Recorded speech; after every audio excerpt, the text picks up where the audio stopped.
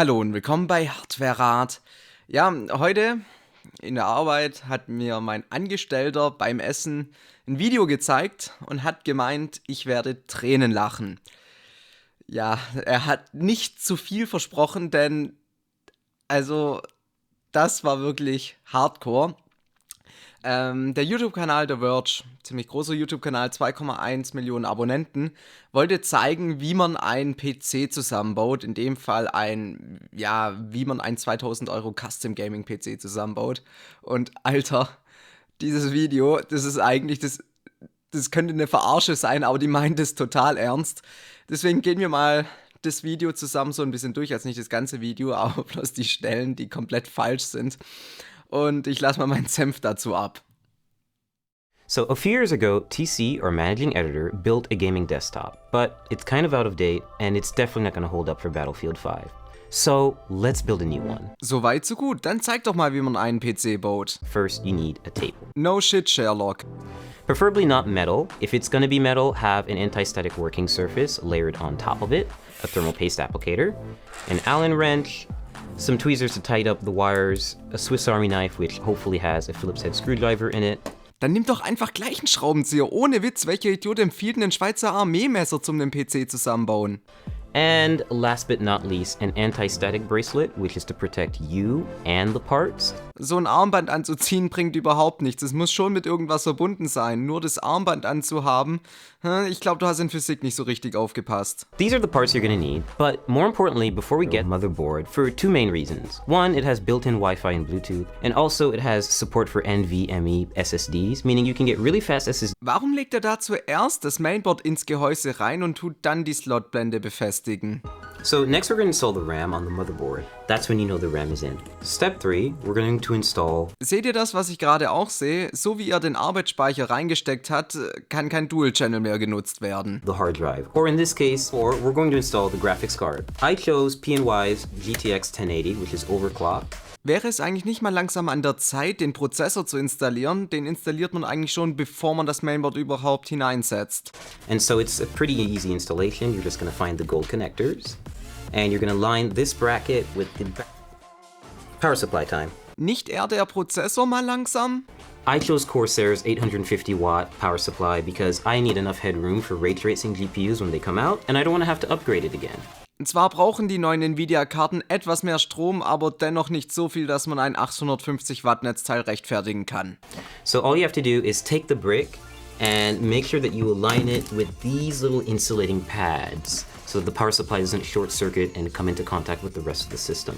Also Leute, merkt euch, das Gehäuse braucht solche Gummifüße fürs Netzteil, ansonsten steht euer ganzes Gehäuse unter Strom. Wenn euer Gehäuse sowas nicht hat, dann werft's einfach gleich weg, weil es könnte ja jederzeit explodieren. Weil, wie jeder weiß, das Gehäuse vom Netzteil steht unter Strom und dieser Strom darf natürlich auf keinen Fall weitergegeben werden. Zwinker.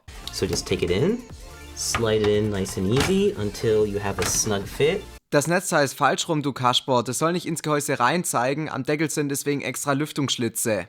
And then shift it to the back and make sure it's right up against the frame. Now you just take the required screws and you tighten and screw in. So next step, we're going to install the CPU core. Also jetzt schon die Wasserkühlung, aber immer noch kein Prozessor. Okay. In this case, it's going to go on the top end of the case. So there's nothing special about this screwing in process. They're just really long screws because they go through the entire frame of the cooler and they take forever. Du Vollidiot, die Schrauben sind so lang, weil da noch ein Lüfter dazwischen muss. Du Idiot, rammst jetzt die ganze Schraube in den Radiator rein. Dafür ist der Radiator wahrscheinlich gar nicht ausgelegt.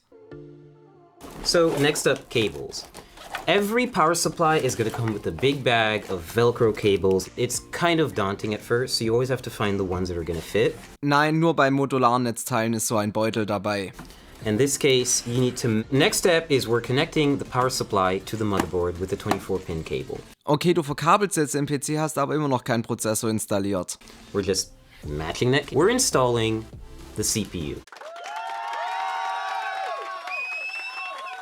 The heart of the computer or the brain, depending on how you look at it. Plastic part out. We'll just toss that out of here. Ha, ich hab fast gelacht.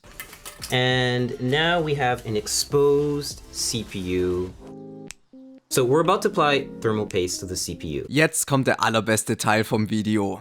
Every CPU cooler actually comes with a bit of thermal paste already neatly applied in a circle around it, but it's usually not enough. It's good, essentially PC building practice to have a little bit extra and layer it on top of the CPU.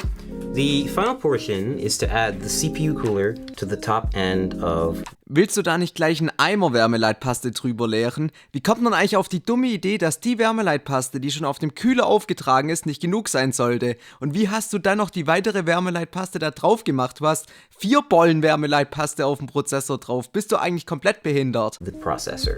So you're gonna see... So we fully built the PC. Also ich lege ja jetzt keinen so großen Wert auf Kabelmanagement. Ich schaue, dass halt möglichst alle Kabel hinten sind. Aber das ist echt schrecklich. Ist ja nicht so, als würde das Gehäuse nicht genug Platz dafür bieten.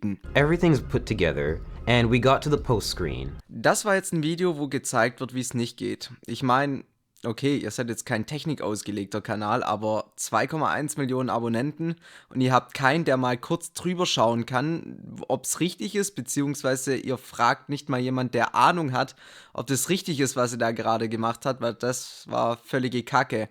Mittlerweile haben sie auch die Kommentare bei dem Video deaktiviert. Naja, wegen entsprechender Resonanz. Und ein paar andere YouTuber haben sich auch schon drüber lustig gemacht. Ich weiß nicht, ob sich ein Deutscher schon drüber lustig gemacht hat, aber ich habe ein paar Ami-Channels gesehen und es kursiert auch ziemlich viel im Internet rum und Leute zerreißen sich's Maul drüber. Also es war gute Anti-Werbung. Ja, also, aber ich hoffe, euch hat das Video unterhalten, euch hat's gefallen. Ich musste es einfach mit euch teilen. Ich selber habe Tränen gelacht und dann würde ich mal sagen, bis zum nächsten Video. Ciao!